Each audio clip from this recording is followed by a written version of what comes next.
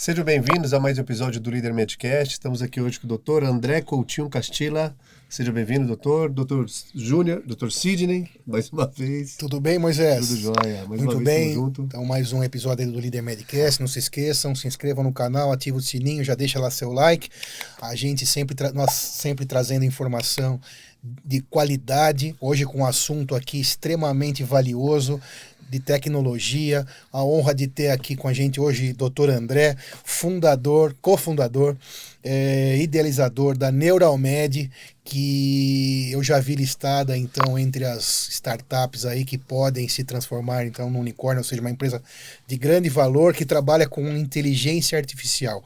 É isso, André? Posso chamar de André hoje ou não? Oh, por favor. Então, tá por bom. favor, Júnior. Colega também de muitos anos, né? Como a gente sempre traz aqui pessoas que a gente já conhece há bastante tempo, profissional aí consagrado aí. Mas me conta então, qual que é seu trabalho, o que você anda fazendo na Neuralmed? Puxa, a Neuralmed foi um sonho que a gente começou a idealizar em 2017. Eu e meu sócio Anthony Eiger, a gente trabalhava junto numa empresa de radiologia, né, que prestava serviços de diagnóstico por imagem, laudos de exames. E tanto eu como ele já tínhamos uma história aí de desenvolvimento em empresas de tecnologia. Eu sempre fui ligado em computação, já tinha uma pós-graduação em inteligência artificial que eu completei em 2007. E o meu sócio tinha um histórico de ter fundado uma startup de videogames, de joguinhos eletrônicos, né, a Fanati, que é a segunda maior do Brasil. E a gente estava lá pelos idos de 2017 e decidimos empreender. Já havia um grande movimento aí de valorização da inteligência artificial. Ela estava crescendo estava aparecendo aí para o grande público, muito por conta do desenvolvimento dos computadores, né? Aquela famosa lei de Moore, né? Que a capacidade computacional vai se duplicando ao longo do tempo. E isso permitiu que um processo computacional que antes era muito custoso pudesse chegar próximo ao grande público, às empresas, né? Nós começamos com o desenvolvimento de tecnologias de reconhecimento de padrões em imagens. Sempre em medicina, para a gente lembrar. Nós estamos falando da Neuralmed, ela é voltada para a medicina, né? Então, é aplicado à medicina. Voltado sempre à medicina. Então, nós começamos com softwares que fazem a leitura automática de radiografias de tórax. Um grande problema que nós queríamos solucionar é que no Brasil não existe um número de profissionais adequado em número suficiente para conseguir realizar o laudo de todos os exames de imagem feitos, né? Por exemplo, um paciente que vai num pronto-socorro e realiza um raio-x de tórax, na maior parte das vezes... Faz sem laudo. Faz sem laudo. Ele sai sem laudo, né? Sai sem laudo. Se for ter o laudo, muitas vezes pode demorar dias. Sim. E nós tínhamos esse problema na rede de hospitais nos quais nós trabalhávamos. E nosso primeiro software foi um software que recebia a imagem diretamente da máquina de radiologia, avaliava, estimava um risco, quer dizer, se o paciente tinha maiores ou menores alterações e nós colocávamos ele na frente da fila, quer dizer, mais grave para ser atendido primeiro. Então, ao invés de você ter uma lista de trabalhos de exames de raio-x pela ordem de chegada, nós conseguimos colocar ela na ordem de gravidade.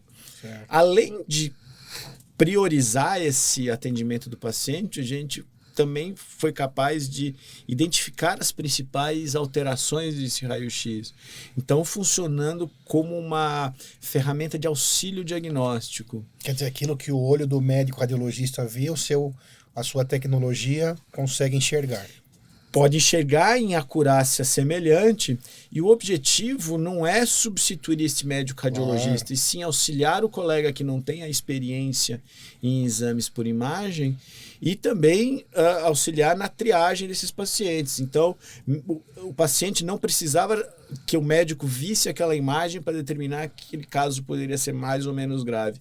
Isso foi feito de forma automática, o paciente é encaminhado mais rapidamente a esse médico e você consegue fazer o atendimento. O encaminhamento da conduta do paciente. Esse é um dos primeiros ganhos. Logo depois do raio-x de tórax... Começou pelo raio-x de tórax. Começou então, pelo especificamente. Que qualquer pronto-socorro que a pessoa vá, em geral, aquela quantidade de pacientes que tem uma queixa respiratória, que são muitos, acaba fazendo o raio-x de tórax e o colega que está lá avaliando nunca é um radiologista. Claro, ele é clínico, ele é cirurgião geral, é o que está ali na porta se atendendo e ele vai conseguir ver algumas coisas muitas coisas, vamos dizer assim, naquela imagem. Mas então a Neuromed desenvolveu um software que enxerga de forma automática, né, aquela imagem digital e já entrega na mão desse colega, desse médico da porta, um laudo, né, já isso que eu ia perguntar, com grande acurácia. O laudo ainda é uma... desculpa, então não é um laudo. Não é um laudo porque você tem a limitação, por exemplo, legal, você teria uma limitação legal, você teria que ter toda uma autorização da Anvisa. Sim. E uma qualificação do seu software para fazer esse laudo. Pode ser uma coisa que ocorra daqui a alguns anos, né? Você tem uma mudança cultural ainda aí neste meio que você precisa endereçar, você precisa acabar um pouco com a resistência desse tipo de avaliação automática, né? Porém, para você fazer uma organização de uma fila, não é necessária tanta... não é um procedimento do risco. E aí você... Porque você não desobriga o médico de ver o paciente. Você só coloca eles numa ordem diferenciada.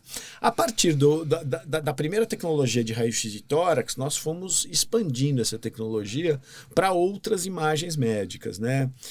Nós trabalhamos durante os anos de 2018 e 2019 com raio-x de tórax antes da pandemia de Covid.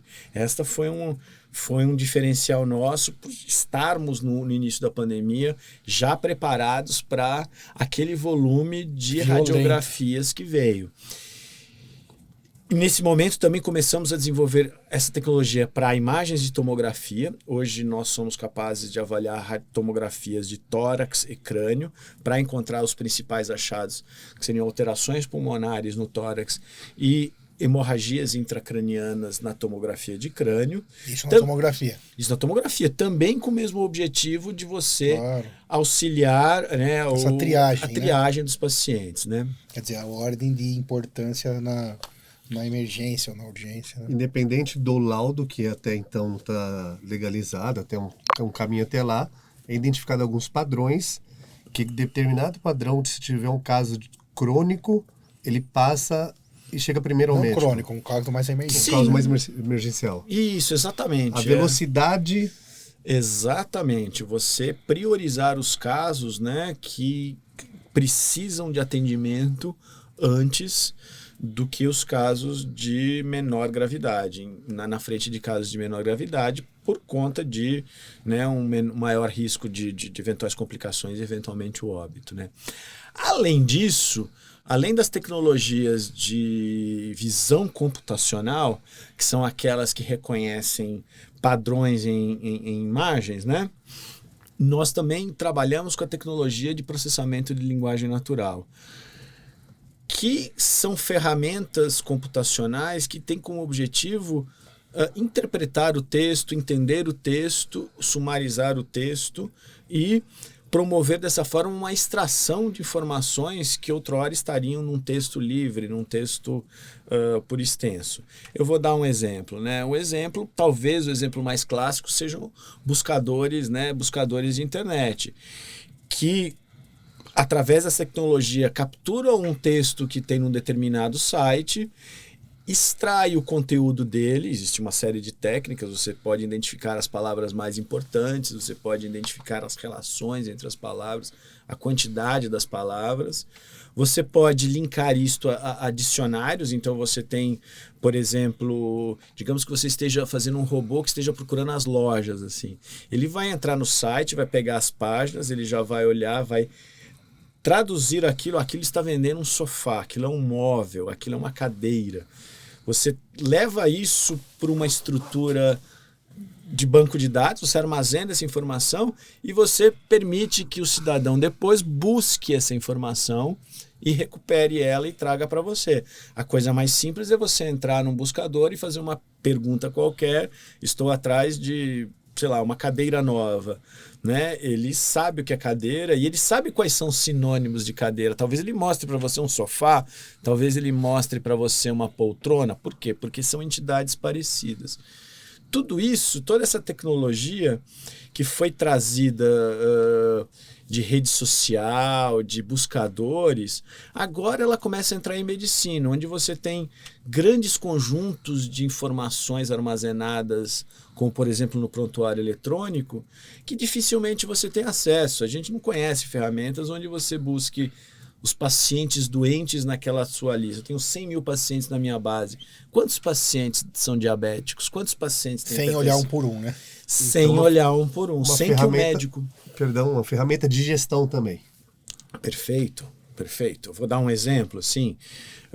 Uma grande operadora de planos de saúde. Uma grande operadora de planos de saúde que tem uma base populacional que de alguma forma mimetiza a população brasileira, ela é esperada que tenha cerca de 7 a 10% de diabéticos.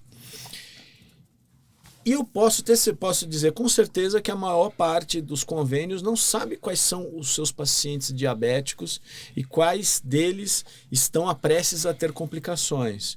Então, desenvolvemos ferramentas, por exemplo, que identificam certas doenças em grandes conjuntos populacionais. A gente está falando de milhares, centenas de milhares a milhões de pacientes, identificar aqueles que têm determinadas doenças e trazer eles para dentro de programas de saúde preventiva ou programas de atenção primária ou aquele programa que aquela doença necessita, né? É intuitivo nosso dos médicos pensar que o paciente, ele passa no médico, faz um exame, faz um diagnóstico, esse diagnóstico é feito e as condutas são tomadas. Isto, teoricamente, ocorre num fluxo natural, mas muitas vezes isso deveria ocorrer, né? Deveria ocorrer. Não ocorre, porque o paciente não busca o exame, não toma o remédio, ele não tem dinheiro para comprar o remédio, às vezes, por exemplo. Ele tem medo. Nós descobrimos... Não volta no retorno. E somos seres humanos, né? Exatamente. Então, nós conseguimos, de alguma forma, diminuir essa perda de pacientes, né? Pacientes que não fazem aderência do tratamento, identificando de forma automática diretamente nos prontuários e encaminhando eles, buscando ativamente e trazendo eles para programas de medicina preventiva. Também a gente utiliza essas ferramentas de texto para investigar exames de imagem, né? Eu falei dos exames de raio-x de tórax que não eram laudados, mas outros exames como tomografias e mamografias são sempre laudados, você sempre tem um laudo, né? E uma coisa que nós começamos a notar é que em mamografia você tem uma categorização, né? Você classifica os pacientes de acordo com o risco de câncer. E os pacientes que têm maior risco de câncer, que têm uma imagem suspeita, eles precisam imediatamente de seguir o tratamento com biópsia e encaminhamento para um sistema de câncer. O que vai fazer uma mudança brutal no desfecho desse caso, né? E nós descobrimos, através de estudos, que o número de pacientes que continua, que faz esse segmento e consegue fazer a biópsia num tempo curto, é menor do que nós gostaríamos que fosse. Então, nós desenvolvemos um sistema que a mamografia foi liberado o laudo, esse laudo entrou no sistema, eu identifico se esse paciente tem câncer, já capturo ele, Direciona. chamo ele numa consulta de telemedicina, verifico se as condições clínicas ali são realmente aquelas que foram identificadas e eu já coloco ele para fazer E biópsia. para uma grande operadora, um grande convênio, isso acaba também gerando um resultado excelente, porque ele vai conseguir tratar aquele paciente, veja se eu estou falando abobrinha, ele vai conseguir tratar aquele caso antes de se tornar um caso muito mais grave, que já é incurável, intratável, e já vai gerar danos irreversíveis para aquele paciente. Então todo mundo sai ganhando. E isso é incrível, assim, achei muito legal. Um dos maiores custos, né, tanto para o paciente como para a operadora, são internações médicas, né? Se você for olhar a base Claro. de custos de uma operadora de plano de saúde, são internações hospitalares, são procedimentos que muitas vezes estão ligados a um estadiamento maior da doença. Então, você diminuir o tempo que um paciente tem entre o diagnóstico e o início do seu tratamento pode representar um estadio menor, um plano terapêutico menos agressivo.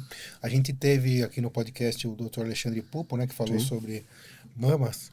Lembra do Alexandre Pupo? Claro, E a Alexandre gente Pupo deu Nogueira. uma aula aqui pra gente sobre câncer de mama, falou mais a parte de inteligência artificial não fez parte da nossa conversa. Então isso corrobora exatamente com isso que você falou do estadiamento, né? Porque o médico falando, a família falando é pouco ainda. Precisa muito mais para poder trazer mais para trás ainda essa média do estadiamento, menos estadiamento, e melhorar ainda mais a quantidade de cura e evitar qualquer tipo de dano, né, permanente, qualquer tipo de sequela, cirurgias menores, tempo de internação menor, UTI menor, muito bom. E Hoje quem que usa a Neuromed? Assim, mas vamos falando mais, mas os principais clientes da Neuromed são sistemas de software.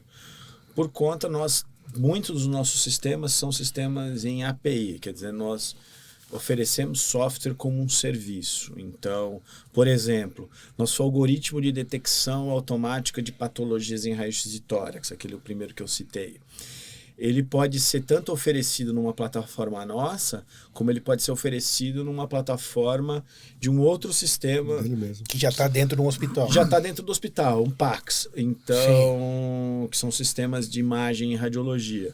Então, eu posso ter tanto aquele hospital como cliente, como a distribuidora de softwares médicos, como o nosso cliente, utilizar uma das nossas funcionalidades para aumentar a oferta de recursos de um determinado sistema.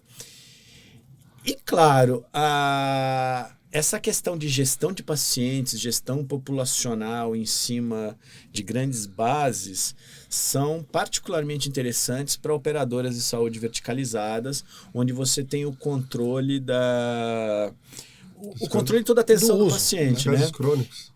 Isso, e claro, sem dúvida nós vemos também um potencial de uso por sistemas de saúde públicos, que no final das contas, se você for analisar, é um sistema verticalizado, onde o controle é feito pela fonte financiadora, que geralmente é o SUS, né?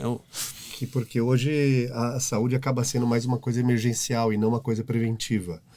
Porque quando a gente fala de prevenção, a gente tem desde a primária, secundária, terciária. Pelo que eu estou entendendo, a Neuromed ela faz tanto no exame de imagem para acelerar o processo para entrega de padrões direto dos casos crônicos e também da gestão, para poder direcionar e tratar o quanto mais rápido possível, beneficiar o cliente da operadora. Sim, num dos estudos que nós fizemos, foi constatado que pacientes diabéticos que não estão em programas de atendimento específicos para essa modalidade crônicos, né? Eles têm um custo muito maior para a operadora por conta de internações. Então, são pacientes que tratam mal o seu diabético e de tempos em tempos sofrem descompensações.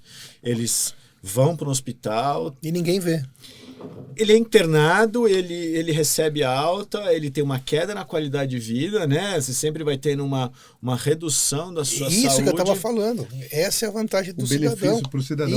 Isso é incontestável. É incontestável. Na minha opinião, né? Não sei. E isso traz o ganho operacional. O ganho operacional não é porque nós estamos negar um procedimento ou diminuir o custo dele. Nós diminuímos o custo do paciente com o aumento da saúde, porque existe uma clara relação entre piora da saúde e maiores custos por conta de utilização de procedimentos, internações e esse custo no final todo mundo paga. Então quando ele diminui, todo mundo se beneficia, no meu ponto de vista, óbvio, né? Sim.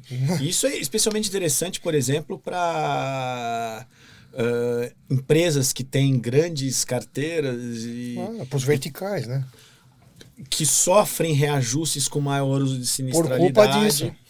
E também, se você tem uma lógica de medicina do trabalho, você tem, por exemplo, o número de dias perdidos de trabalho, de afastamento. Claro, exatamente. Eu acho que todo mundo acaba saindo ganhando. Só uma pergunta. Aí você estava falando das verticais. Mas por que não, vamos supor, um hospital que atenda multiplanos?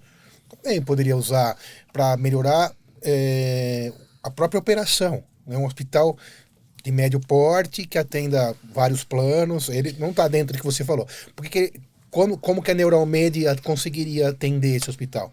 Eu entendo, né, que seria excelente para esse hospital, mas como seria? Ou pelo menos nos exames de imagem. Isso que eu estou falando. Existe toda uma... Qualquer que seja a operação médica, seja um hospital, seja um plano de saúde, ela se fundamenta muito em grandes quantidades de informações. Quer dizer, muitas vezes a gente está olhando... Eu olho o hospital pela perspectiva da informação. Mas acho que minha pergunta, então, não foi muito boa. Acho que assim... A Neuralmed também tem um produto para atender um pequeno hospital, um médio hospital, por exemplo. Não agora nessa linha de atenção. Certo. Não nesta linha de Precisa atenção. de mais volume. Precisa de mais volume, mas, por exemplo, nós temos um produto que é um pouco mais adequado para o hospital, que é um banco de dados buscável de exames de imagem, assim. Então, você tem, por exemplo, uma radiologia que produz milhares de exames num determinado período e hoje em dia não existe uma ferramenta onde você possa buscar casos semelhantes, buscar casos para pesquisa, né? Então, nós desenvolvemos um buscador, aliás, foi um dos primeiros produtos nossos, é um buscador também de casos semelhantes. De exames de imagem, sim. Foi até desenvolvido antes da Neuralmed. Eu comecei a desenvolver ele lá para 2010, assim, terminei ele em 2014, porque eu era ainda um desenvolvedor sozinho. E mais hospitais, de um modo geral, o que eu posso oferecer, por exemplo, são produtos que entrar dentro do prontuário eletrônico e fazer a busca de pacientes, assim. As necessidades gerenciais vão ter que vir deles. A gente está num momento curioso que é a busca por produtos. Eu acho que dentro do momento da Neuralmed nós estamos numa fase de consolidação da gestão de produtos, quer dizer, nós desenhamos muito bem os produtos para as operadoras de saúde, quer dizer, já fomos investidos por uma operadora, já estamos trabalhando. Está consolidado já nessa área. Dentro dessa área.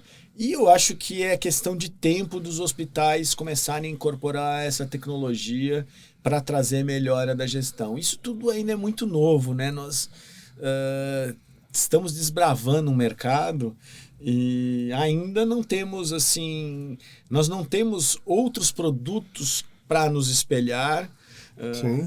E estamos criando os produtos, então realmente é um momento de descoberta. Claro.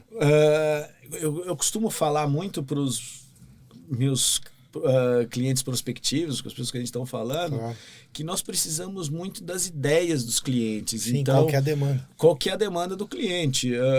De repente eu tenho uma determinada empresa de saúde, por exemplo, que trabalhe com saúde ocupacional, que tenha uma determinada demanda de otimização que envolva qualquer uma das tecnologias da Neuralmed. Claro. E nós podemos sempre criar esse tipo de produto. Desenvolver. Então a gente pode dizer que a gente tem uma tecnologia central, uma tecnologia, um core, né? Que é basicamente essas duas vertentes, a computação, a visão computacional e o processamento de linguagem. Nós captamos essas informações, colocamos isso num banco de dados estruturado e oferecemos essas informações estruturadas para que uma camada do cliente resolva o que ela quer fazer. Os nossos parceiros, eles demandaram buscar pacientes crônicos, encontrar os pacientes de mamografia que não tiveram continuidade com biópsia, né, para diminuir o tempo entre o diagnóstico e o início de tratamento de câncer de mama. E também a parte dessa parte de imagens, né? É um poder de customização muito grande, né? Porque você tem uma informação e conforme a necessidade do mercado, até da própria demanda que te gera, você consegue customizar conforme o negócio. Exatamente. Porque você já tem esses grandes dois esqueletos, né, no caso que você comentou. Mas vou tentar explicar novamente. Então, eu estou lá no hospital, como você lembra também, trabalhei na área de diagnóstico por imagem, hoje menos, adoro, mas realmente hoje eu não estou com muito espaço para isso. Mas então eu estava lá fazendo, por exemplo, uma core biopsy de mama. Mesmo estando lá no hospital, né, para que eu tivesse acesso a uma história pregressa, a prontuários antigos, a uma história anterior dessa paciente, eu que tinha que caçar, procurar, gastar tempo. Primeiro ter que ter a iniciativa, né, para poder chegar nesse... Então, você vai fazer uma biópsia, você precisa verificar se aquele nódulo é realmente o correto, ou seja, trazer aquela informação anterior. Nessa segunda tecnologia, que é a leitura de texto, qual o nome que você falou? Processamento de linguagem Processamento natural. de linguagem natural. Então, se você conseguiria já daquela paciente trazer para o médico ali na hora, mas não dentro de um sistema de hoje, porque ele não é tão automatizado assim como dizem. Você pega aí não precisa dar nome, mas os hospitais têm sistemas, né? Então, seria alguma coisa que você traria automatizada de verdade. Então, tal paciente vai fazer tal exame, já vem o que interessa, né? Entendeu isso? Isso que eu pensaria num produto disso. Porque a gente que está lá na frente de batalha, que ainda estive por muito tempo e com o maior prazer, esses sofrimentos, esses percalços, numa morfológica, por exemplo, numa ultrassonografia, para você levantar um exame que ela fez anterior, para saber se estavam os 5 dedos do bebê lá, e nessa segunda vez você não vai poder dizer que não tinha, ou, né? Isso que eu estou dizendo, essa informação a Neuromed conseguiria talvez desenvolver para o cliente lá para o hospital, né? Sim. E com o paciente se beneficiando, né, disto. Porque quem vai receber o melhor laudo, né, é o paciente. Ou seja, todo mundo ganha, né? Mas o paciente fica mais... O médico atende melhor, entendeu? Exatamente isso. Essa é uma das nossas ideias de produto. A gente está no caminho desse desenvolvimento, mas quando partimos da avaliação automática de prontuários, quer dizer, capturamos este prontuário de um sistema de informações. A gente poderemos capturar também, por exemplo, informações de exames de laboratório, capturar informações de laudos que são feitos em texto livre. Por exemplo, um laudo de radiologia é todo escrito, sim, com frases, né, livres, por isso que é linguagem natural. E tem exames de laboratório que são informações tabulares, já mais prontas, fixas, exatamente, prontas para ser, por exemplo, números, o valor de hemoglobina, o valor de glicemia. Sim. Uma das nossas tecnologias centrais é agrupar todas essas informações numa estrutura que a gente chama de Data Lake, ou lago de dados, né? A gente costuma usar um anglicismo, né? Data Lake. Indexar tudo isso no mesmo paciente, né? Não adianta eu anonimizar tudo e perder a identificação deles, eu preciso saber que aquele exame A é do paciente B e assim por diante. Trazer todas essas informações e apresentar ao médico, assim, A gente não consegue ainda desenvolver, fazer tudo que aquilo, todas as nossas ideias, mas sim está no nosso roadmap a sumarização automática de pacientes. Quer dizer, o médico chegar no prontuário eletrônico e saber que aquele paciente está em acompanhamento há 5 anos por uma determinada doença, não porque ele tem que ler o prontuário, mas sim porque nós fizemos a sumarização. Exatamente. Este é um dos objetivos da Neuromed no nosso próximo ciclo de desenvolvimento, é trazer esse tipo de ferramenta para uso no dia a dia de prontuários eletrônicos. Até permitiria que muito mais gente, no meu entendimento, utilizasse a Neuromed, né? Sem dúvida, eu acho que, e mais do que isso, eu quero que o paciente, o médico, gaste menos tempo navegando dentro de um sistema de informações de prontuário eletrônico e tenha mais tempo para atender o paciente. Exato. E mais uma vez todo mundo ganha. E mais uma vez todo mundo ganha. Isso para mim está bem claro. O que você acha? Sim. Você pode pensar tanto no tempo de consulta, eu posso fazer mais consultas numa unidade de tempo ou gastar mais tempo com determinado paciente. Que perder tempo procurando a glicemia de 2017, né? Exato. Que a gente faz até hoje, né? Quem atende, que eu ainda atendo também, às vezes que a gente atende tem que ir lá procurar, né, um exame de... Agora, tudo isso tem as suas dificuldades, né? Temos quais são os fatores limitantes, né? Talvez um dos primeiros fatores limitantes da aplicação de inteligência artificial são as questões culturais, né? O quanto das funções médicas vão ser substituídas por máquinas, né? Sempre houve essa discussão. Ou agregadas. Então, o que nós entendemos é que ainda existe muito espaço de otimização do trabalho médico. Quer dizer, o médico acaba, com a informatização de sistemas de saúde, aquilo que era trivial, que era só escrever num papel, que às vezes você gastava pouco tempo e colocava aquilo numa pasta, modificou-se para uma navegação muito longa, clica numa página, vai na outra, pede um exame, sabe? Isso acabou trazendo uma carga de trabalho importante para os médicos, né? Nos Estados Unidos, o uso de sistemas de prontuário eletrônico é uma causa de burnout, de tanta informação que o médico tem que inserir.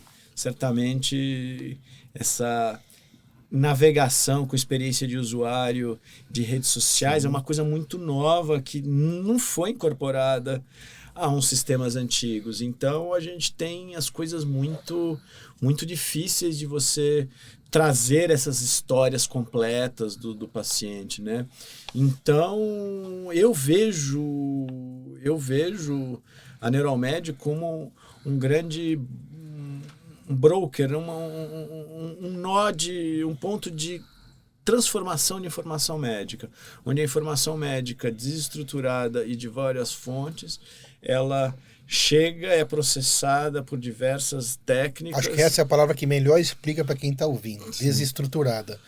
Porque tudo isso não significa em nenhum momento ter menos informação, pelo contrário, né? Mas às vezes pode parecer não ter menos informação, não é menos detalhada, não é menos nada. É só estruturar aquilo que hoje está desestruturado. Só não, né? É que fácil falar só. Mas acho que o papel da Neuromed é esse, né? Trazer como se fosse, como se disse, ferramentas de busca mais específicas dentro da medicina. Então, o cidadão vai comprar uma caneca e vai conseguir comprar a caneca sem precisar ir em 12 lojas, né? E não tinham nem caneca, né? Acho que é por aí. Exatamente. Uma outra coisa, você falou não menos informação. Às vezes, sim, menos informação. É menos informação inútil, então, vai. Exatamente. Mas aquilo que é útil vai continuar acontecendo. Porque... relevante, no caso. Quando a gente trabalha com informação ou trazendo imagens ou processamento de sinais, a gente tem aquilo que é a informação e o ruído, né? Então, o ruído é aquilo que não te interessa, não faz parte daquilo que você está capturando como objetivo de dados, né? Então... é igual a música digital. Exatamente. Que tirou todos os ruídos e... você deixa. E a música continua. Sabe por que eu falei isso? Porque na cabeça de quem não é da área, um dos preconceitos, não... acho que é isso, é perder a qualidade. E é o contrário, né, André? Às vezes qualidade é menos informação, né? Isso. Mas eu acho que o preconceito, André, vem um pouco disso. Porque eu estou pensando como ser humano, sem pensar como médico, como... Entendeu? Acho que o ser humano, que o médico também é ser humano, quando o cliente pensa nisso, ou o paciente, talvez pela velocidade melhor, pela eficiência melhor, ele não entenda que isso... talvez ele entenda que isso perdeu algo que... Né? Você entendeu a minha pergunta? Sim, sem dúvida. Eu acho que se fosse isso 10, 15 anos atrás, seria mais Pior ou ainda, menos isso. Pior ainda. Ou pior ainda. É. Nos dias Mas de acho que hoje, tem com isso essa ainda aí. velocidade de informação e tendo uma inteligência artificial, que é o mundo que nós vivemos hoje, daqui para frente, compilando Mas os experimenta dados... fazer uma consulta rápida. Não uma consulta, mas a Entendeu? proposta não é para consulta, a proposta está sendo para Não. radiologia, para banco de dados. Não, mas e para Está sendo consulta para também. compilação dos dados Eu para entregar sei. para o médico mais rápido. Sem dúvida, sem É dúvida. tudo mais rápido. E o paciente sai ganhando. É isso Exato. que acho que precisa ser entendido. Todos saem ganhando, né? No meu entendimento. Mas você trouxe um ponto, Moisés, que eu acho que é bastante pertinente, que é a maturidade da tecnologia frente à população em geral, né? Eu conversei com uma pessoa que lá atrás falou assim, puxa, lá há 15 anos eu tentei fazer um software que detectasse microcalcificações numa mamografia. E me chamaram de louco, quase saí preso e isso não deu certo. A questão é que há 15 anos atrás você não tinha uma maturidade dos sistemas e você não tinha uma percepção das pessoas que aquilo era uma coisa Não factível. tinha isso, praticamente. Exatamente, assim, a democratização de ferramentas computacionais, porque hoje isto é um computador, isto é um pequeno computador que roda uma linguagem de programação, que tem uma interface, que é igualzinho aquele seu PC de 1996. Só que ele está colocado dentro de uma plataforma compacta. Esta disseminação e a percepção das pessoas, eu falo da população em geral, de que a tecnologia tem uma certa maturidade, hoje você pode apresentar programas, aplicações que fazem diagnósticos numa imagem e ninguém fala que você é maluco, que você está inventando alguma coisa. Eu concordo plenamente dentro do que a gente estava falando agora. Aí existia um tempo atrás aquelas, eu não sei exatamente até qual é a realidade total disso, mas aquelas máquinas em alguns países do Oriente que você entra e faz um diagnóstico e sai com uma medicação. Você chegou a ver essa reportagem? Na China já tem máquinas, no Japão, que substituem o médico. Eu estou falando isso, eu não sei nem se é verdade ou não, porque eu não estive nesses lugares. Então acho que esbarra um pouco nisso, se é que eu estou sendo claro. E eu lembro que isso gerou uma polêmica na questão lá de substituir o profissional. E tudo isso que nós estamos falando não tem nada a ver com substituir o profissional. É entregar ao profissional algo de melhor, né, de melhor qualidade. Exatamente. Mais rápido. Mais rápido, exatamente. Exatamente. É a manipulação. Eu acho que talvez o ponto central nosso é a manipulação de informações desestruturadas ou estruturação de informações desestruturadas. Isso. Exatamente. Você poder saber dentro de uma base populacional exatamente qual que é o seu perfil, não só daqueles dados que já estão tabulados, mas daqueles dados que estão de forma desagregada, juntar o conjunto de todas as informações. Assim, um dos grandes desafios, por exemplo, é você juntar bases como, por exemplo, exames laboratoriais, custos, prontuário eletrônico e exames de imagem. São bases, geralmente, em sistemas diferentes, em linguagens diferentes, em formatos diferentes, que você tem que trazer isso dentro de uma base comum, né? E para isso, muitas vezes, você precisa também de um investimento das próprias empresas, né? Porque quando você chega com uma proposta dessa, o gestor fala, puxa, isso é ótimo, isso resolve muitos meus problemas. Mas como é que eu atinjo isso? Eu tenho que integrar essas informações.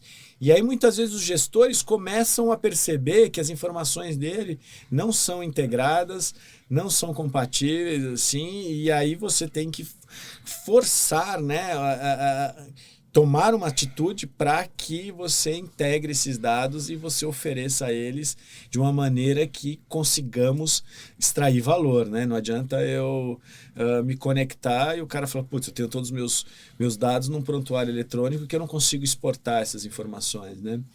Então, essa foi uma das dificuldades, é a maturidade também que as empresas têm em abrir mão dos seus dados, entregar os seus dados de maneira anônima, né? Que tem um desafio tecnológico de você tirar o nome do paciente. Tem as proteções também atuais, né? Tem a lei Sim. de dados, né? Mas muitas vezes nós estamos trabalhando dentro de sistemas de saúde, né? Com a discussão, puxa vida, eu vou rastrear o teu exame e se eu descobrir que você tem um nódulo no pulmão, eu preciso saber que aquele exame é de Sidney Carvalho Júnior e que eu preciso avisá-lo. Então, muitas vezes você tem a necessidade, de um lado, de preservação de identidade, mas por outro lado, está dentro do sistema de saúde e você precisa... Então, quando você beneficia o paciente, é totalmente... permitido, né? Necessário que você, mesmo que você tenha uma situação onde o paciente não quer que você pode abordar um irmão, um pai, uma mãe, isso já é desde a nossa, onde não existia ainda informação digital, né? Sim. Para ajudar o paciente, para melhorar, para curar, você pode atravessar essa fronteira, né? Existe uma assim, onde eu posso usar os dados do meu paciente? Eu não poderia nunca usar os dados do meu paciente para infligir algum mal a ele, no sentido, o paciente tem o maior risco de uma certa doença, eu vou impedir ele entrar no plano, ou vou cobrar mais caro. Ou impedir ele trabalhar numa empresa. Exatamente, isso ou jogar um esporte, ou fazer um esporte, isso não. Isso é assim, uma infração ética grave. Agora, por outro lado, eu investigar e determinar que aquele paciente tem um determinado risco de saúde, e eu estou agindo na promoção de saúde dele, isso é uma justificativa e nós temos a liberdade, né, o direito de ajudá-lo. Né? Independente dessa situação nova da LGPD, né? Independente disso, eu acho. A LGPD ali, no caso, assim... Para quem trabalha com a saúde não tem nada a ver com a história, né? Primeiro, você está protegido pelo sigilo profissional. 2, você tem aquela armazenada para o bem do paciente, é o prontuário eletrônico. Eu tenho o que eu não posso divulgar isso, mas assim... Usar a favor dele pode sempre. Usar a favor do paciente. Isso é importante. Isso é realmente importante. E ela vai estar lá guardada de maneira... A mesma maneira, provavelmente. Eu estou aqui me intrometendo, mas ela vai estar tão guardada quanto o papel de 1980. Ninguém vai ter acesso, ou criminosamente, da mesma forma que o papel poderia ser abordado, né? Acho que... E a gente está falando também ainda dentro de uma esfera privada, onde a inteligência artificial consegue proporcionar velocidade na entrega de laudos e passar as pessoas em casos crônicos na frente, entregar para o médico mais rápido, gerir a base de dados para que dê um norte no tipo de tratamento, mas também tem esfera pública. Tem esfera pública que No público tem já algum trabalho na Neuromédia? Ou ainda não? Ou de inteligência artificial de uma forma geral? Até tem, mas não com essa profundidade. Existem algumas iniciativas, claro, as universidades estão... têm seus grupos, né, que começam já a estudar inteligência artificial, mas ainda, assim, de uma maneira geral, o serviço público, ele... está um pouco atrás do serviço privado na incorporação de novas tecnologias.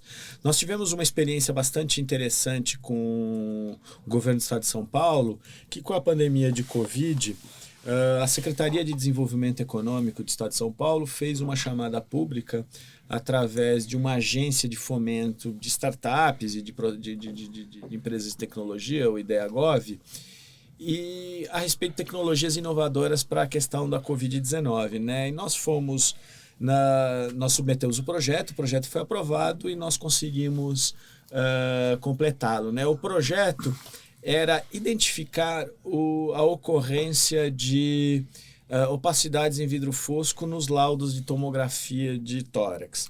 Repete para mim, doutor. Vamos lá, vamos explicar. Opacidades em vidro fosco são o principal achado na Covid-19. Na tomografia. O padrão. O padrão de opacidade é uma imagem. E o paciente, e geralmente essa opacidade em vidro fosco, ela é sempre diagnosticada por uma tomografia que eu já disse que vem com laudo. Então, começou a pandemia, nós estávamos vendo uma série histórica de 100 mil exames de tomografia de tórax que tinham sido feitos nos últimos 10 anos num determinado grupo de hospitais, né?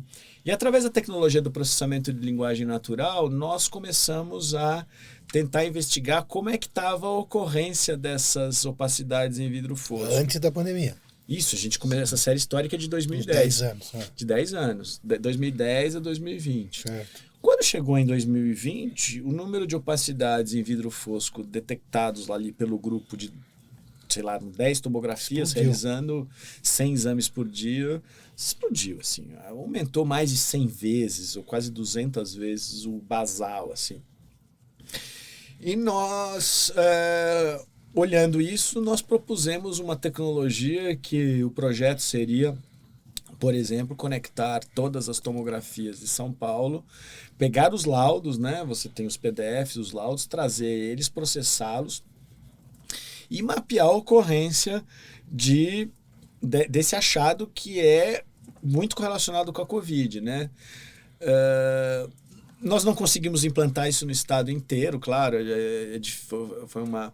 Mas a gente colocou isso para funcionar dentro do Hospital das Clínicas e fizemos as curvas de ocorrência de opacidade em vidro fosco e nós correlacionamos isso com o número de casos e a mortalidade de Covid aqui na cidade de São Paulo. E você teve uma correlação positiva, quer dizer...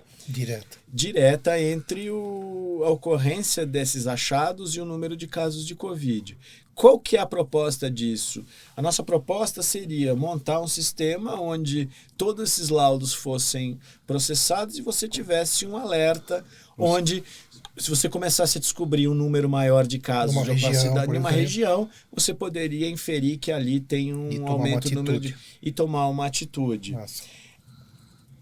Infelizmente, esse projeto era apenas um projeto de demonstração da capacidade tecnológica. A gente fez um MVP, né, que é o MVP, o nome que a gente dá é Minimum Viable Project, projeto mínimo viável, que é quando você escreve um software, você faz um pequeno software para provar a sua tese. Nós provamos a nossa tese, mas o Estado não teve ainda agilidade de, por exemplo, implantar um sistema desse para toda a população. Mas eu vislumbro num futuro onde principalmente você tenha uma questão chamada interoperabilidade, quer dizer, os sistemas poderem conversar um com o outro. Existem alguns protocolos, alguns padrões de comunicação em medicina, o mais famoso é o HL7, que é um sistema de mensagens muito utilizado nos Estados Unidos, ainda não tão utilizado no Brasil, mas está entrando devagarinho, onde as informações, eu tenho um hospital e digamos que eu tenho que pedir para o seu hospital o resultado de um exame de um determinado paciente. Então é um protocolo de comunicação que eu pergunto para você e você me responde. A mesma linguagem no sistema. Exatamente, essa linguagem chama HL7, ela é praticamente regra nos Estados Unidos em sistemas de prontuário eletrônico e de cobrança entre operadoras, né? Que aqui é um desafio para que isso aconteça. Aqui no Brasil a gente não tem nem o... Como é que é, né? Agora que a gente vai ter o registro do CPF como registro único nacional, isso, né? Nos Estados Unidos é mesmo em diferentes operadoras. Sim, praticamente lá o HL7 é universal. É universal, né? Então, um dia, se você dispor de sistemas todos compatíveis e de interoperabilidade que você consegue trazer essas informações, você já pode começar em sistemas de públicos que tenham essa inteligência artificial acoplada, onde você possa fazer sumarização de grandes pacientes, detecção de padrão, encontrar pacientes específicos. Mamografia, por exemplo, imagina no estado, né? Achar calcificação e mudar essa fila completamente. Essa fila completamente. Porque tudo é difícil, claro, tudo tem custo. Então, no estado é difícil fazer a mamografia, depois é difícil laudar a mamografia, né? Tudo custa, então isso ia abreviar esse tempo muito, né? Sim, e é claro, aí você sempre tem, às vezes você tem esses sistemas que melhoram a otimização, muitas vezes tem o risco de esbarrar em outras limitações, né? Uma das uma das historinhas que eu lembro é que fomos prestar serviço de mamografia num determinado estado do país, né? E isso já falando um pouco do lado do radiologista. Sim, claro. E a gente criou um sério problema porque o nosso número de diagnósticos de BIRADS 4 e 5, que são os exames que mais têm graves. Exato, os exames que estão maior risco de câncer de mama, não existia oferta de serviços para eu encaminhar essa demanda criada. Então, assim... Como falar isso para a população? Como falar isso para a população? Ótimo, diagnosticamos agora seu câncer, mas agora... no outro estado. Então... Mas é um passo, né? É um passo. É um grande passo. É um grande passo. Mas infelizmente no Brasil aí tudo teve que se diminuir matou-se o mensageiro, né? O serviço de mamografia acabou ficando em segundo plano e enfim. Vislumbrando, vamos falar, um Brasil, um país ideal onde que o sistema de linguagem de todos as partes envolvidas, tanto os hospitais, operadoras, o SUS, tem a mesma linguagem. Vislumbrando um futuro onde tem orçamento, interesses e que seja possível e viável, qual que é o limite, ou pelo menos um norte, que a inteligência artificial consiga chegar olhando nos dias de hoje? Entendo que daqui para frente, como a velocidade da customização e de novas demandas é grande, mas vislumbrando o futuro para frente. Eu acabo, assim, apesar de ser algo ainda que seja um tabu, eu creio que a substituição de pessoas acaba sendo algo que irá ocorrer no futuro. Eu acho que a muito longo prazo ainda. No primeiro momento, você tem a redução de carga de trabalho em relação a algumas tarefas que são repetitivas, braçais. Aumento da eficiência. Aumento da eficiência. Mas esse aumento da eficiência vai vir acompanhado também com o aumento da acurácia. Não, com o aumento da acurácia. A demanda é pelo tratamento. Sim. É isso que eu estava falando. Sim, eu ganho de todos os lados, né? Assim, você vai ter um aumento para a acurácia e você vai ter... Eu acho que você vai ter em algum momento substituição de algumas tarefas simples por questões automatizadas, né? Muito se fala o uso de chatbots ou assistentes pessoais ou máquinas que conversam, assim. Eu acho que inevitavelmente vai haver uma convergência de tudo isso. Assim. É difícil você não esperar que alguns point of care sejam automatizados, onde o cidadão chega, ele conversa com a máquina, ele explica direitinho com a máquina, esta máquina já direciona ele para alguma coisa. Eu acho que isso é inevitável. E aí sim ele vai ser encaminhado por um atendimento pessoal e você vai ter Você vai ter essa capacidade. Por quê? Porque existe sempre um problema da demanda crescente e a oferta limitada em serviços de saúde. Não adianta. Nós temos uma população muito grande. Por isso que não vai reduzir o trabalho como um todo. É isso que eu estava falando. O montante de trabalho não vai ser reduzido. Não vai ser reduzido. Por quê? Primeiro, as pessoas ficam mais velhas no país, vão ter mais demanda, assim. O acesso aumenta. Porque o custo fica um pouco menor também. Mas você não vai ter gente para atender tudo isso. Então, possivelmente, algumas tarefas automatizadas vão cair, consultas muito simples, algumas dúvidas, assim, orientações, coisas que dependem de orientação, muitas vezes podem cair para sistemas automatizados. Não vou querer tentar dizer se vai ser apenas um chatbot que nem Alexa ou, sabe? Eu fico pensando que nem aqueles filmes dos anos 50 que mostravam o futuro, o robô, Perdidos no Espaço, né? Jetsons, né? A gente tinha... Você viu uma chamada de vídeo, você ficava chocado. Mas daquela coisa, eles pensaram o futuro, Mas é sempre assim a história, o sonho do homem vira realidade. Vira realidade, mas ela nunca é como a gente pensou, ela sempre é um pouco diferente do que... Mas sempre vira. Sempre vira. Então, pensando nisso, eu acho que no futuro a longo prazo, muito das coisas vão ser automatizadas, mas aquilo que precisa do olho no olho, você conversar com o paciente, você, sabe, tirar uma dúvida diagnóstica, fazer um diferencial, fazer um pequeno procedimento, não afasta o paciente. Uma coisa que eu vejo assim muito, que a questão de lidar com o paciente, lidar com o dia a dia, às vezes é muito desgastante para o profissional, né? Quanto profissionais de telemarketing, sabe? Eu acho que tudo isso, muitas das coisas podiam ser automatizadas. E eu acho que vai ser. A partir do momento que você vai começar a conversar, se o computador te responder como uma pessoa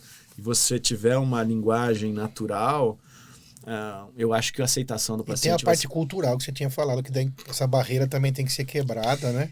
Sempre pensando no benefício final, que é do paciente. A barreira cultural, a resistência cultural, né? Dos profissionais. E essa conversa, na verdade, a gente tem outros amigos, ela acontece em outras profissões também, André. Não sei se você já chegou a ver. Aí falam sobre advogado, que vai acontecer a mesma coisa, engenheiro. E, inegavelmente, vai haver um avanço. E o que não necessariamente vai deixar de haver trabalho para todos. Isso acho que não tem...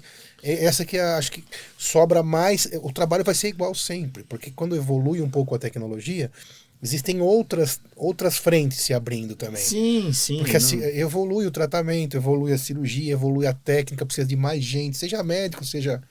Isso pelo menos...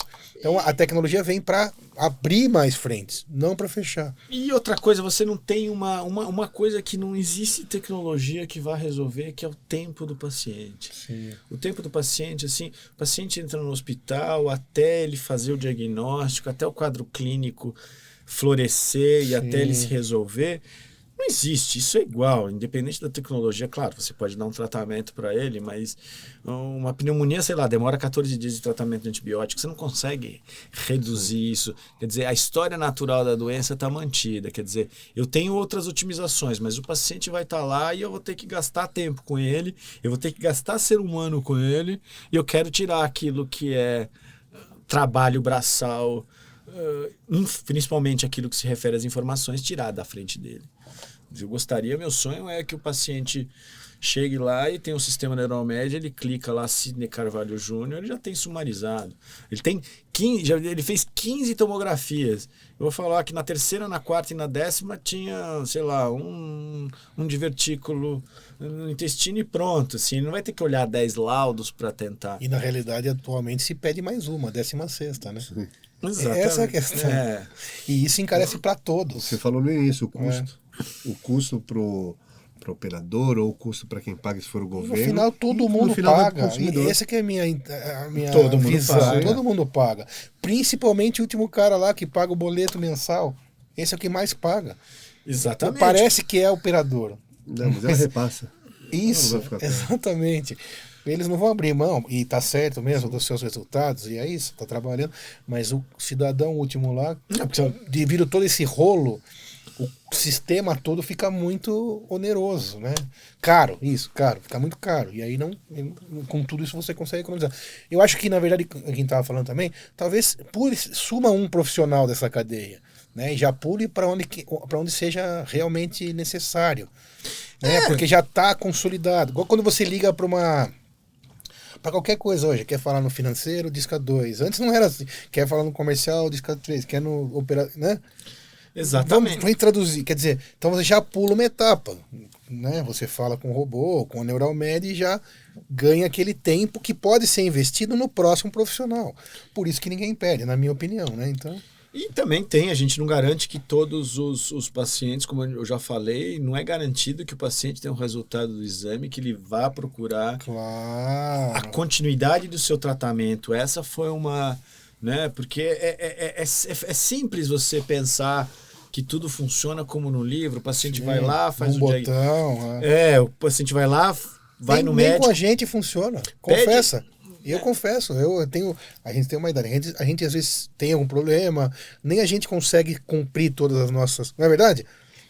A gente também vai ao médico e eventualmente a gente dá não adere 100% daquela rotina que era necessária, faz parte do jogo. Imagina um médico, então... As duas vertentes de trabalho, pelo que eu entendi até agora, me corrija se estiver enganado, uma foi na automação dos exames, para Sim. entrega rápida De imagem. e a gestão de imagem, bem falado. E a gestão da carteira. Gestão de pacientes, sim. Tem algum outro trabalho sendo realizado ou fora os impedimentos da ligação de sistema?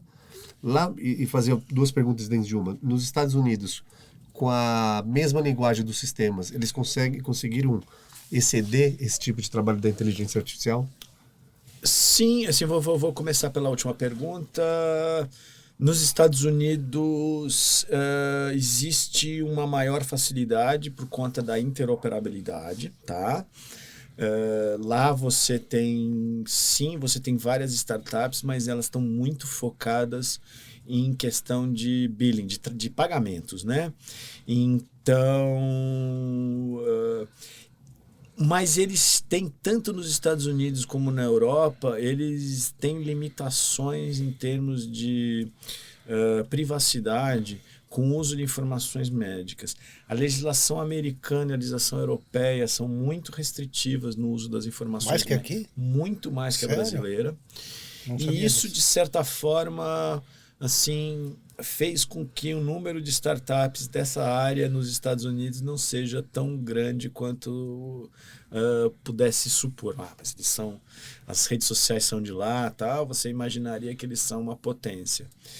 Mas não, por incrível que pareça, eles têm uma certa limitação no uso de dados clínicos e criar esse tipo de ferramentas muito focadas. Então, o que a gente vê é que as startups americanas de inteligência artificial em saúde estão muito mais vinculadas à experiência do paciente. E a experiência do paciente, eu falo B2C, sabe? O consumidor, Sim. paciente. Então, aplicativos que ele tem o controle das informações e ele opta por entrar. E muito na parte de cobranças, assim, menos na parte médica, né? Uma das limitações é que muitas vezes a linguagem dos países é diferente, cada país tem o seu idioma e nós, como português, né, a nossa língua é português, focamos muito em sistemas de processamento de linguagem em português, ainda que consigamos, através da tradução automática, trabalhar com textos de outras línguas, mas fica tudo muito compartimentalizado por países. Então, só para você ter uma ideia, grande parte das pesquisas dessa área são em inglês e chinês, porque são os dois países líderes na área de tecnologia, a China e os Estados Unidos. Assim, então, assim, nós encontramos um campo de desenvolvimento bom, porque a inexistência de... Se nós fôssemos de língua inglesa, provavelmente viria alguém do exterior, né? Alguma empresa americana ou inglesa trazendo software. Mas uma outra questão do panorama dos países é que nós temos um mercado grande, imenso. Muitas dessas empresas que trabalham nessa área de inteligência artificial vêm de países pequenos. Tem Israel, Coreia do Sul e Estônia, tem empresas dessa área, mas eles têm mercados pequenos, então eles têm que fazer software em inglês e tentar vender para todo mundo. Então quer dizer que vocês são pioneiros, né? A Neuromed é uma das pioneiras nível mundial. Aqui no Brasil a gente pode se dizer que sim, em nível Ou mundial. são poucas, mesmo a nível mundial são poucas. São poucas. Existem algumas que trabalham com... Acho que não são tão poucas assim, mas a questão não é que... muitas também. Uma Também não vantagem. muitas e, assim, eles competem por um mercado grande, assim, e nós competimos aqui pelo mercado brasileiro, então a gente tem essa vantagem competitiva. A outra pergunta que você tinha me feito antes foi sobre o... Perdão, você fez a primeira... O primeiro trabalho que vocês já desenvolveram foi na questão das imagens e a segunda da gestão de carteira. De carteira. Tem algum outro projeto em andamento? Olha, a gente está trabalhando isso em várias frentes, né? Então, essa gestão de carteiras, elas podem... Basicamente, ela encontrar pacientes crônicos, encontrar pacientes com neoplasia, né? E levar eles para programas específicos, né?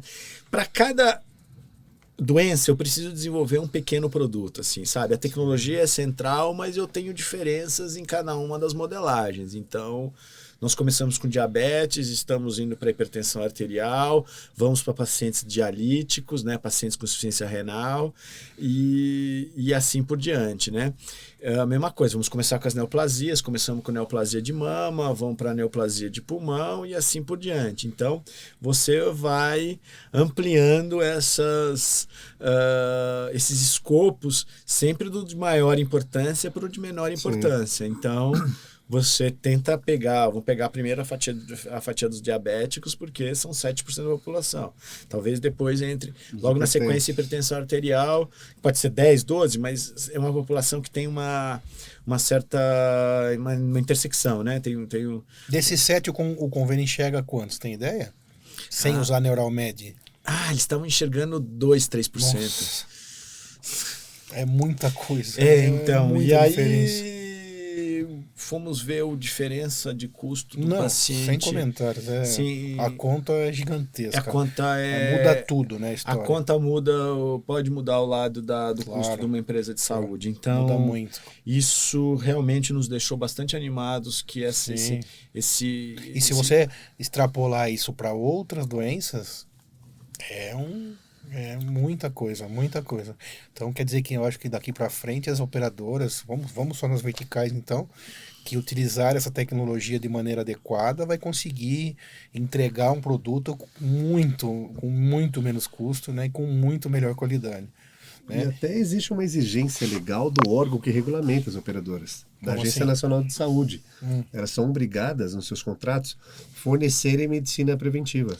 Então, mas elas às vezes não acham os terciários, são esses casos dos diabéticos. Exato. Além da questão do preço, da entrega. Isso aí. Mas o achar que é a chave da Neuralmed. Uma outra. Então, se a gente for olhar, essa é uma das questões centrais, porque eu trabalho com essa tecnologia e tento colocar ela com vários produtos diferentes e tentar adequar eles. Um outro campo que a gente está investigando é a questão das indústrias farmacêuticas. Muitas indústrias farmacêuticas, elas têm um determinado protocolo, uma determinada doença, um determinado agravo, que se for detectado que esse paciente ele pode ser enquadrado dentro de um protocolo de pesquisa, todo o custo de tratamento dele cai na mão vai para a indústria farmacêutica. Então, digamos que tem uma indústria farmacêutica fazendo um protocolo de uma determinada droga para uma determinada doença X. Uma droga nova. Hã? Uma droga nova? Drogas em projeto de pesquisa clínica. Pode ser nova. Não está no mercado ainda. Pode ser qualquer uma das duas. Pode ser protocolo de pesquisa, independente de drogas novas ou não. Pode ser um antihipertensivo tradicional. O tradicional que eu estou estudando para uma população Entendi. Nova, diferente. Claro. Se esse paciente é encontrado, muitas vezes a indústria farmacêutica, esse paciente é elegível, esse paciente tem o seu custo pago pela indústria farmacêutica, pela entrada dentro do sistema de pesquisa. Então, já começa a ter uma demanda de ferramentas que encontrem esses pacientes de forma automática. Por quê? Porque como é que hoje em dia as pessoas fazem? Elas vão procurar prontuários um atrás do outro e vai abrir o prontuário. Eu preciso achar um paciente que teve uma neoplasia de mama, sabe, com tal gene, que fez tal diagnóstico, que não tomou tal medicação, que tomou tal medicação. De tal lugar. Então, esta é uma outra. Então, tudo aquilo que envolva informação, né? Que envolva recuperação, coleta de informação, processamento de informação, armazenamento e recuperação delas, você pode pensar que existe um caminho pela inteligência artificial, por reconhecimento de padrões, por processamento de linguagem ou por visão computacional. Então, nós queremos ser uma ferramenta global de buscas de informações médicas. A gente chegou à conclusão que existem dois tipos, ou a informação é texto ou é imagem. E já conseguem ler as duas. A gente consegue, ainda que a parte de imagem, as duas têm suas vantagens e desvantagens. A imagem, por incrível que pareça, às vezes é até mais fácil de resolver quando você tem um conjunto de dados de treinamento. Porque inteligência artificial funciona com dados de treinamento. Assim, o que você tem? Você tem um conjunto, por exemplo, eu tenho, sei lá, 10 mil radiografias e eu tenho o diagnóstico delas. Eu tenho lá 5 mil radiografias normais e 5 mil radiografias com pneumonia. Eu faço, isso é o chamado treinamento supervisionado, que é onde eu tenho as labels, né, as classificações, né, o resultado. E aí eu treino a máquina e a máquina me dá o resultado. Margem de erro. Você varia a partir de a gente está falando em 90%. A gente está falando... Existem várias métricas. A gente usa as métricas tradicionais do diagnóstico, que é sensibilidade, especificidade, valores preditivos positivo, valor preditivo negativo, e a área sob a curva ROC, que é E comparando com o ser humano não robotizado... Então... Em tarefas específicas, se você fala, olha, vou diagnosticar uma pneumonia, eu chego próximo de um radiologista. A questão é, você começa a ter mais informações. Por exemplo, que um médico ele pode ter informações do paciente, se o paciente está com tosse, está com febre. Claro. Então, você tem... Ajuda no laudo. Você tem informações de contexto que a máquina, às vezes, não tem, Sim. ou a modelagem não prevê eu entrar. Mas, por exemplo, se eu fizer uma inteligência artificial e eu colocar, por exemplo, tiver informação de tosse, e eu vier com a informação de tosse, provavelmente ele vai acertar mais pneumonia se eu tiver já uma informação clínica. Quer dizer, dá para ir melhorando cada vez mais. Dá para você, mas para isso eu preciso de um banco de dados onde tenha a imagem, o diagnóstico daquela imagem e o sintoma dele. E quanto mais features ou quanto mais informações, por exemplo, eu tenho a idade, o sexo, a história do paciente, a presença de tosse, a presença de febre e a imagem. Provavelmente eu vou conseguir fazer um modelo melhor. Então, no fundo, a gente vai caminhar para modelos de inteligência que tragam informações de dados clínicos, dados de prontuário e dados de exames laboratoriais.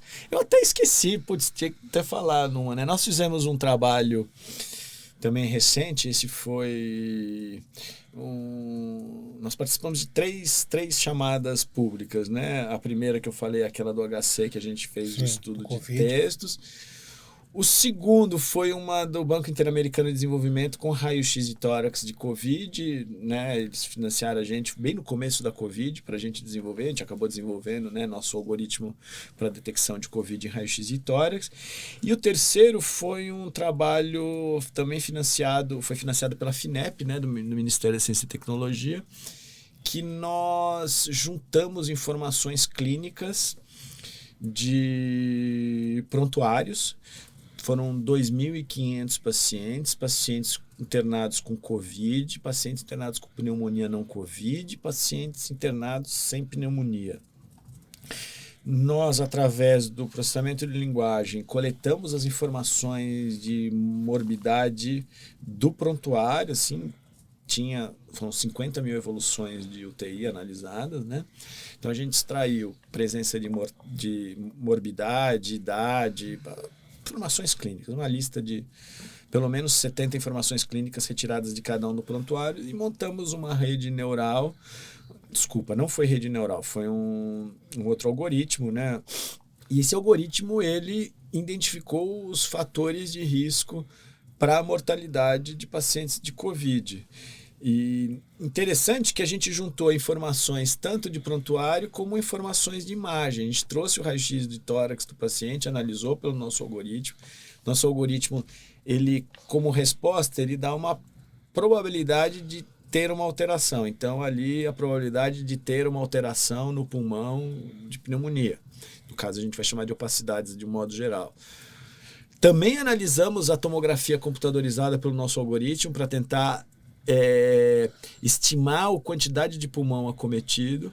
Então a gente juntou informações clínicas, informações de laboratório, informações e fizemos um classificador. O maior fator de risco é o número de comorbidades. Pacientes com mais de uma comorbidade, aí fala hipertensão, neoplasia, doenças pulmonares, doenças cardiológicas, etc. Diabetes.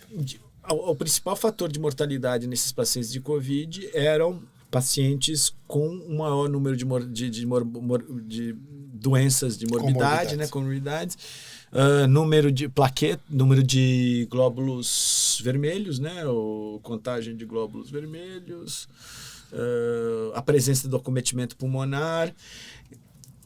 Mas vocês descobriram o óbvio? Mais ou menos, descobrimos o óbvio, mas o grande foi cruzar os dados. Eu extraí do prontuário aquela informação desestruturada, estava escrito paciente com história de neoplasia de pulmão. E eu consigo extrair, né? Se ele falar o paciente não tem neoplasia de pulmão, eu deteto isso. Tinha a mesma linguagem todos esses sistemas ou não? Sim, não, a gente recebeu esses dados de forma tabular, assim, quer dizer, eles mandaram pra gente um arquivo com os textos, assim, porque essa também é uma das dificuldades. Que sistema está preparado para trazer tudo? E, como a gente falou, a gente tem repetido isso, os sistemas hoje de ambulatórios, de prontuário eletrônico, ele está muito focado naquele atendimento. Então eu vou lá, eu tenho a consulta com a dona Francisca da Silva. Eu coloco Francisca da Silva, vejo o prontuário da Francisca da Silva. Aí eu olho lá o atendimento do dia 2. Eu vou lá e vejo o atendimento do dia 2. Eu vou lá e vejo o atendimento do dia 3.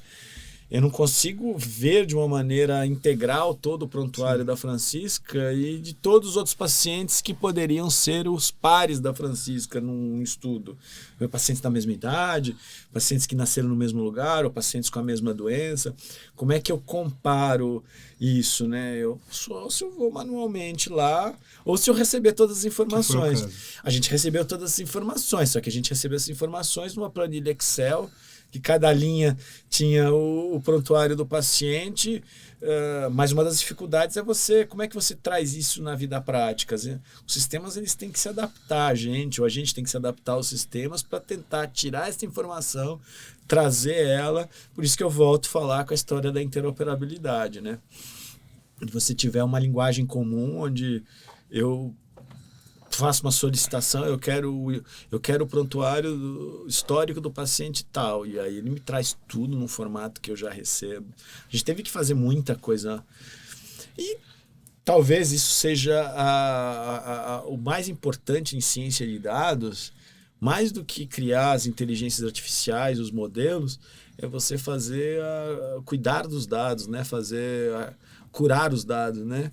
Separar aquilo que é importante, aquilo que normalizar, deixar todos eles na mesma informação. Imagina quantas você vai lá e tem um campo onde você tem que colocar o gênero do paciente, né? Se com MF o cara podia escrever masculino, feminino, M com M ponto, F ponto, masc, fem, FM, A. Sim, existem milhares não, mas inúmeros jeitos, meios de você escrever um campo de gênero simples. Um campo de gênero simples. Imagina nos outros, né? Imagina num prontuário. Aí que entra a então aí que entra um dos grandes, não vou dizer os segredos, os desafios da ciência de dados, é você integrar, né, colocar isso num modo comum, né, limpar esses dados, colocá-los de uma forma comum que você consiga compará-los, né? Então eu vou precisar depois trazer todas aqueles formatos onde ele descreve que o sexo é da mulher e colocar um F, ou um M, sei lá, e deixar tudo. Então este processo de limpar os dados e deixá-los preparados para a inteligência artificial é 50% do caminho. Então, muito mais do que só criar o algoritmo, aquela parte central que faz a inteligência, que te responde sim ou não, você tem todo um sistema para fazer o input, trabalhar os dados. Trabalhar os E dados. te entregar o resultado final. Perfeito. Muito bem. É isso aí. Bom, Muito boa. a gente agradece muito a presença, então, do Dr. André. Muito obrigado. Foi uma honra. Grandes lembranças da nossa época da faculdade. E tem que Nossa lembrar época- que tudo ponto Claro. você teve participação nessa história. Ah, é? Só para o pequeno caso, lá em 2004, quando ele me chamou para ser diretor do IMESC, e a gente tinha uma tarefa que era fazer um inventário médico de todos os internos da Fundação Casa, Sim, que sim. antigamente chamava FEBEM. FEBEM. E aquilo foi uma tarefa computacional bastante... Te deu uma... Me deu um caminho ali, porque logo na primeira reunião eu conhecia o diretor de tecnologia da FEBEM e ele tinha me dado uma tarefa, você tem que olhar todos os médicos. Eu falei, cara, como é que eu vou resolver isso? Eu tenho que olhar todos os caras da FEBEM. E aí eu conversei por ele, ele falou assim, você me manda todo dia a lista de todos os internos da FEBEM. E aí eu fiz um programa que recebia essa lista, via quem entrou, via quem saiu, tirava, falava... montava a lista de atuais internos e gerava planilhas, eu gerava ficha de atendimento individualizada. Assim, eu escrevia um programinha, assim, fiquei escrevendo um programa para gerar e jogava e dava nos médicos. Você chegar, eles chegavam já na unidade com as fichas, com o nome dos pacientes. Deu um insight daí. Quer dizer, a necessidade faz o homem, comprovando esse ditado antigo. Eu acho que a melhor coisa da computação é você resolver problemas. É você ter uma determinada tarefa e eu quero resolvê-la e você trazer isso para dentro de uma máquina. Por isso que a gente parabeniza muito a sua iniciativa. Sucesso aí para a Neuralmed. Você é o Elon Musk da medicina. Eu vou dizer E que a eu vou... Neuralmed é o Tesla. Eu vou dizer que eu prefiro ser o Larry Page, vai? Opa! Tá ali. É uma boa escolha. Mas independente de tudo, muito sucesso para a Neuralmed. Tenho certeza que daqui a um tempo a gente vai lembrar desse dia aqui, e você já deve lembrar de outros, né? Que construir algo... Eu sou um apaixonado por essas construções, na verdade, você sabe, desde a época da faculdade, e a gente constrói, e isso transforma a gente, e é muito bom isso. Então, eu sei o que você sente, torço muito por você, que a gente lembre esse dia aqui, dos seus dias anteriores, daqui a um tempo, e fale, nossa, mãe, a gente começou assim, hoje está no mundo inteiro, e tenho certeza que acontecerá isso. Certo, Moisés? Conseguimos entender, o pessoal conseguiu entender um pouco? Acredito Só um pouco, que né? Que é muito maior que isso. Sim, se alguém tiver dúvida, coloca nos comentários. Boa. Doutor André Castilho, muito obrigado. Obrigado por participar do nosso podcast. Se inscreva no canal, ative o sininho. Sucesso para vocês. Muito obrigado. Obrigado, doutor. Muito obrigado. Valeu, André. Obrigado.